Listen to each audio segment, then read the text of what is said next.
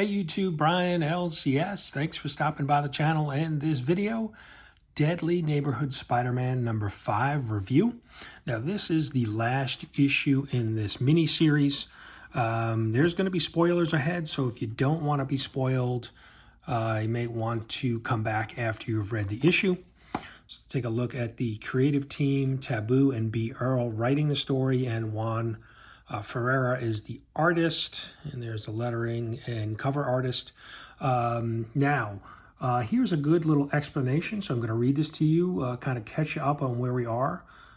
Peter Parker has traveled to sunny LA to conduct experiments with scientist Crystal Can't-We, but after nightmares began afflicting Peter after he came into contact with an ancient magical rock. At first, the visions filled with strange monsters, mazes, and a flame-eyed version of Spidey seemed like nothing but bad dreams until a monstrous demon bear crashed through the barrier between dimensions to deliver a message. Spidey had 3 days to find a mysterious maze and defeat the demon bear within. If Spider-Man loses, the nightmare realm would overrun the real world. But time is running out for both worlds, and Peter just came face to face with the horrifying nightmare doppelganger, who is ready to make his terrifying dream our reality. So that's a good little explanation there. Kind of catches us up where we are in this little side story.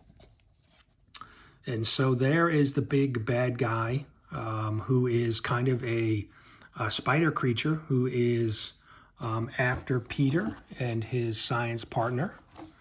And we find out that he takes charge and takes one of his legs and drives it through Peter. Not a good way to start your day.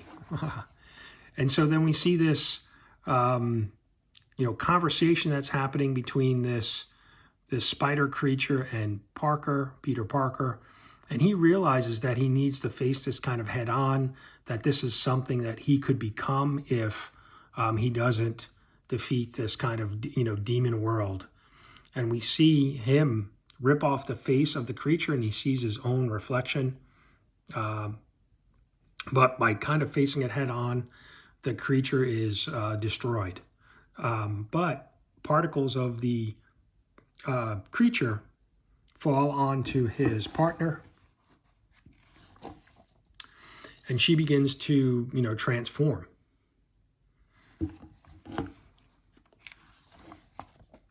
And so we see this new spider character emerge from this, transformation. And now she is turning her attention to Peter and trying to help him. And they decide that she's going to be called Dream Spider. And basically introduction of a new character. But we see Demon Bear is now hot on the pursuit of Peter and Dream Spider, and so they need to make a run for it. And so Dream Spider kind of scoops up Peter, and they're off trying to get out of the nightmare realm or demon dimension. I'm not even sure what we're calling it.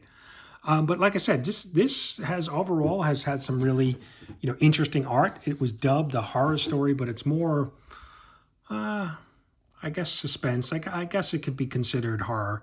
But Peter and Dream Spider make it back to their lab at their university. So they're out of the nightmare dimension. And now they need to figure out a way to defeat Demon Bear once and for all. And so they've been working on this, an experiment here that combines, sound waves and water. And so they think that they can use that to help drive Demon Bear back to the demon dimension and out of, Earth 616. And so we see a lot of, kind of back and forth, and they're working on, getting things in the lab here working, and we see Demon Bear now coming through and trying to get at Peter and Spider-Man, and ultimately they drive him back using the the lab equipment, and they're able to drive him back into the dimension, and he's knocked out. And then we see Spider-Man reach in and get rid of this mystical rock that he's been dealing with that's causing him issues. And then he returns back to the Earth 616, and we see that Dream Spider has now kind of transformed back. And so that was it. That was how they defeated the Demon Bear and basically stopped the magical demon world from colliding with the real world. And then we see them the next day at one of the piers in California, and Spider-Man saying goodbye, or Peter's saying goodbye to his friend Bird, who we saw in an earlier issue. Peter was playing chess with him along kind of the boardwalk by the ocean, and so they're saying their goodbyes. Everybody's wishing him Peter well, and he's off. And then we see Bird basically disappear. And so I got the sense from the story that Bird was kind of the the spirit grandfather that his partner has been talking about, and relaying some of the stories that the grandfather told her during her childhood, some of the mystical and about some of the spirits and demons. And so there's this funny little piece at the end, the two friends that they went to Joshua Tree with, and then were sucked into the demon world. They're still stuck in Joshua Tree, and they're upset with with Peter. But Peter's on his way home already. He's heading back to Queens. But that's it. That wraps up the story. Overall, this was an okay story. It was good to see the Spider-Man character Peter Parker out of his element, dealing with something new. Good to see some different artists drawing him, and writers trying to tackle him.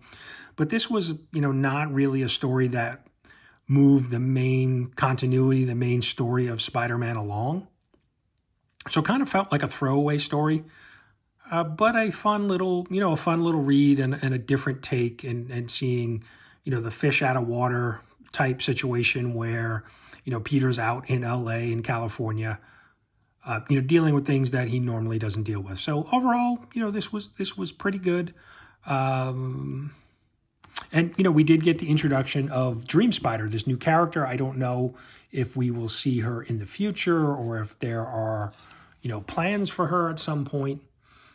So only time will tell.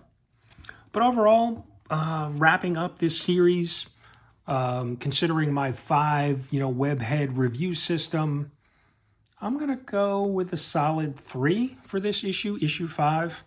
And overall, thinking about the series, I'll go 3 for the entire series as well. Not really bad, not really great, somewhere in the middle. Interesting little side story. Introduction of a new character that maybe we'll see, in the future. Who knows? But that's how we'll wrap it up. Kind of right in the middle, a little bit better than in the middle, right? 2.5 would be, right in the middle. We'll go 3, a little bit better than, mediocre. But that's it. That is the conclusion to Deadly Neighborhood Spider-Man. Let me know what you think down in the comments. Have you been reading this? What did you think of the series? And if not, let me know about the review. What do you think of these reviews? Do you like this format of reviews where I'm showing off the book and the artwork? Just let me know. Let me know. Love to hear your feedback. Thank you so much for watching, and we'll see you for the next review.